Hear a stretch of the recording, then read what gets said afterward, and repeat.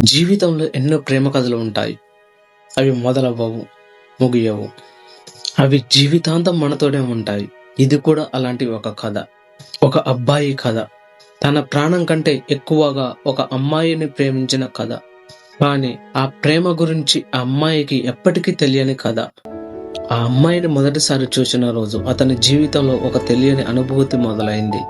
ఆమె నవ్వు, ఆమె మాట్లాడే విధానం, ఆమె సాధారణంగా చేసే చిన్న చిన్న పనులు కూడా అతనికి చాలా ప్రత్యేకంగా అనిపించేవి. రోజులు గడిచే కొద్దీ అతని మనసులో ఆమెపై ప్రేమ పెరుగుతూ వచ్చింది.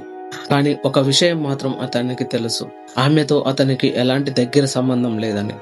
ఆమెకు తన గురించి ఎంత తెలుసో కూడా తెలియదు. అతను ఆమెతో ఎన్నోసార్లు మాట్లాడాలని అనుకున్నాడు. ఎన్నోసార్లు తన ప్రేమను ఆమెకు చెప్పాలని అనుకున్నాడు.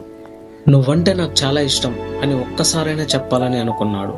కానీ ప్రతిసారి ఏదో ఒక విషయం అతన్ని ఆపేది. చెప్పితే ఏమనుకుంటుంది, నన్ను దూరం పెడుతుందా, నా వల్ల ఆమెకు ఇబ్బంది అవుతుందా అనే ఆలోచనలు అతని మాటలను ఆపేశాయి. నిజానికి అతను ఆమెతో మాట్లాడిన సందర్భాలు చాలా తక్కువ. అవి కూడా ప్రేమ గురించి కాదు. సాధారణంగా 1 నిమిషం 2 నిమిషాలు మాత్రమే. కానీ ఆ చిన్న క్షణాలు అతనికి మాత్రం జీవితాంతం గుర్తుండిపోయే జ్ఞాపకాలుగా మిగిలిపోయాయి. ఎందుకంటే అతను ఆమెను ప్రేమించాడు. ఆమెతో గడిపిన సమయాన్ని కాదు, ఆమె ఉన్న ఆ అనుభూతిని ప్రేమించాడు. కాలం ఎవరి కోసం ఆగదు. ఒకరోజు అతనికి తెలిసింది, ఆమెకు పెళ్లి కుదిరిందని. ఆ వార్త విన్న క్షణంలో అతని ప్రపంచం ఒక్కసారిగా కుప్ప కూలినట్టయిపోయింది. ఎన్నో కలలు, ఎన్నో ఊహలు అన్నీ ఒక క్షణంలో చెదిరిపోయాయి. అతని కళ్ళల్లో కన్నీళ్లు వచ్చాయి. ఎందుకంటే అతను కోల్పోయింది ఒక మనిషిని కాదు, తన మనసులో ఎన్నో సంవత్సరాలు కట్టుకున్న ఒక కలను. కానీ ఒక నిజం అతనికి అర్థమైంది, ఆమె తప్పు ఏమీ లేదు.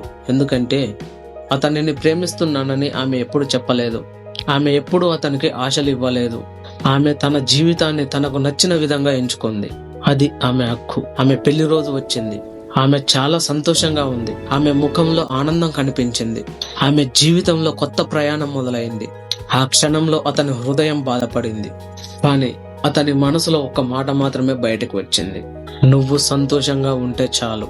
నిజమైన ప్రేమ అంటే మనకు దక్కాలి అని కోరుకోవడం కాదు, మనకి దక్కకపోయినా ఆ వ్యక్తి సంతోషంగా ఉండాలని కోరుకోవడం. అతను కూడా అదే చేశాడు. ఆమె అతని జీవితంలో లేకపోయినా, ఆమె ఎక్కడ ఉన్నా ఎలా ఉన్నా ఆమె సంతోషంగా ఉండాలని కోరుకున్నాడు. కొన్ని ప్రేమ కథలు పెళ్లితో ముగియవు. కొన్ని ప్రేమ కథలు కలవకుండానే అందంగా ఉంటాయి. ఎందుకంటే ప్రేమ అంటే సొంతం చేసుకోవడం కాదు, ఒకరి ఆనందాన్ని మనస్ఫూర్తిగా కోరుకోవడం. ఈ రోజు కూడా అతనికి ఆమె గుర్తొచ్చింది, కానీ బాధతో కాదు, ఒక అందమైన జ్ఞాపకంలా.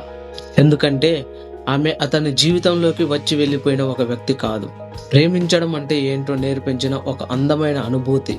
నేను నిన్ను ప్రేమించాను, నువ్వు నన్ను ప్రేమించలేదు, అయినా పర్వాలేదు. ఎందుకంటే నువ్వు నా ప్రేమకు ప్రతిఫలం కాదు, నీ సంతోషం నా ప్రేమకు ప్రతిఫలం.